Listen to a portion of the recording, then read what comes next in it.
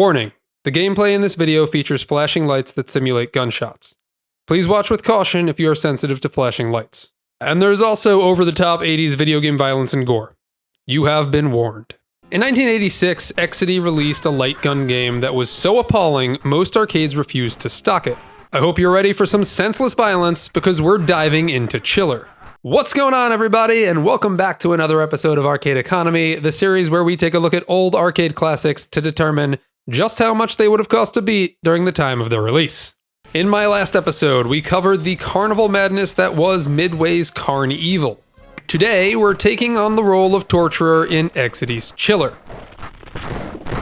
Did Chiller give you a good bang for your buck? Or was it just a shock value shooter that stole your quarters? As always, we're gonna find out.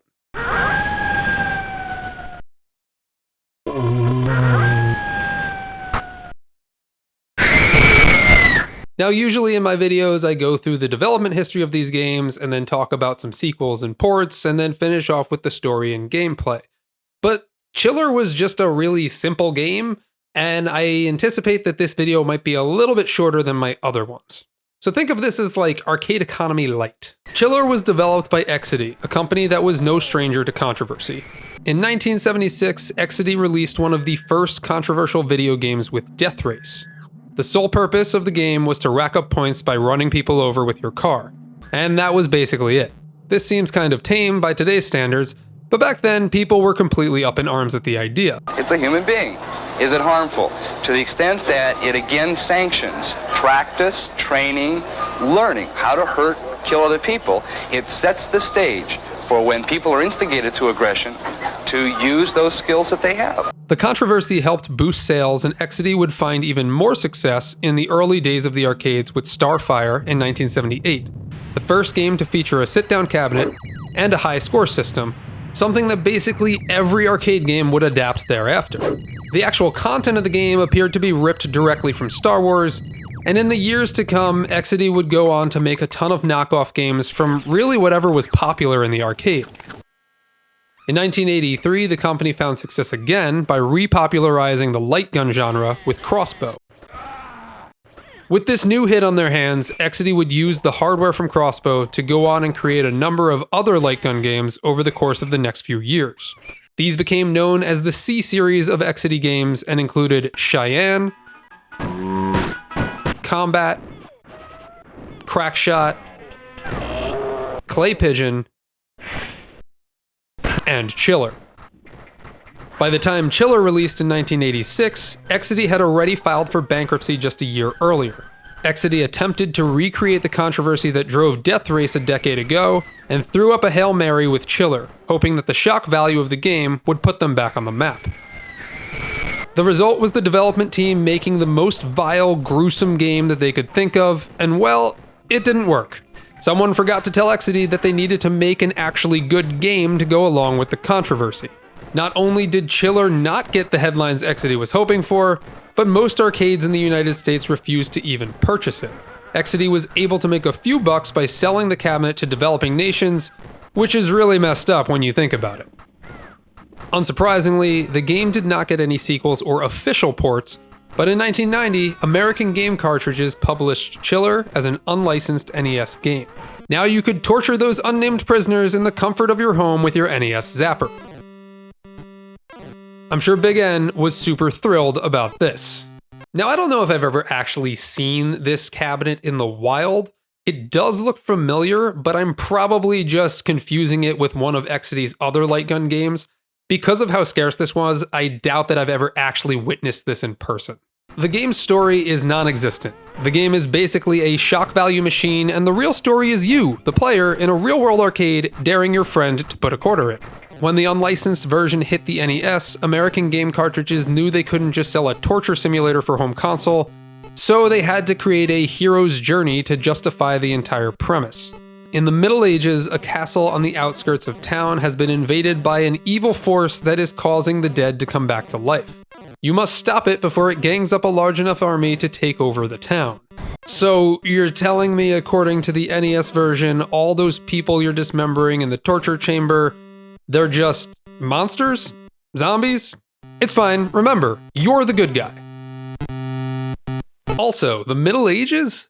The arcade cabinet features a mounted shotgun, so unless you're taking on the role of Ash Williams, this does not make sense. That does not make sense. In its gameplay, the game actually reminds me of a shooting gallery that you might see at a fair or a boardwalk. You know, the ones with an old-timey saloon theme and a bunch of animatronics? Like that, just devoid of all character and way, way worse.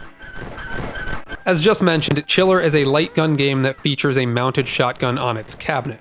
The game is made up of 4 different levels, and before starting each level, you'll see a giant puzzle consisting of the items you need to shoot in order to beat the game. Think of this as your to-shoot list. You'll only need to hit these items once, and then they'll be checked off, uncovering the image below. Once you shoot all of these items, you'll beat the game. Simple, huh? The levels include Torture Chamber, Rack Room, Haunted Hallway, and Graveyard. The first 2 levels, Torture Chamber and Rack Room, are the more controversial levels that feature prisoners in torture devices. Haunted Hallway and Graveyard have more of a spooky vibe filled with ghosts and ghouls. Once you load into the levels, you'll notice 2 different meters, the monster meter at the top and the timer at the bottom. You'll have to bring the monster meter down to 0 before the time runs out. The monster meter depletes with every item you shoot, and you'll knock off more points for shots that kill the inhabitants of the level. For example, shooting this vice that crushes this dude's head gives you a full 4 points. If you get the monster meter down to 0 before the time runs out, then you'll progress to the next level. Just make sure you shoot all of the items on your list before progressing, otherwise you'll have to wait until the level loops back around. If the timer does run out before you get down to 0, then you'll have to insert another coin to replay that level. In between levels, you'll get a bonus level that acts as a slot machine where you can rack up bonus points or even get an extra life, although it is pretty challenging. After you shoot everything on the to shoot list and uncover the picture, you'll be treated to a bonus round that's a bunch of heads or hearts or insert item here flying across the screen. Each one you shoot will grant you 10,000 points, but if you miss, the bonus round ends and the game will start over with an increased monster meter. There's no bosses or anything like that in this game. Like I said, Chiller was just a game that was made to stir up controversy in hopes of making a buck. And now, to answer the question, how much did I spend to beat Chiller? For these games, I play them on emulator, and I set up a counter to increase every time I hit the insert coin button. For Chiller, I played this game with my Sinden light gun. I know it's not really the shotgun that's mounted on the cabinet, but it is the next best thing. Although, to be honest, I do think that the mounted shotgun would probably have been a little bit easier for this game than the Sinden light gun.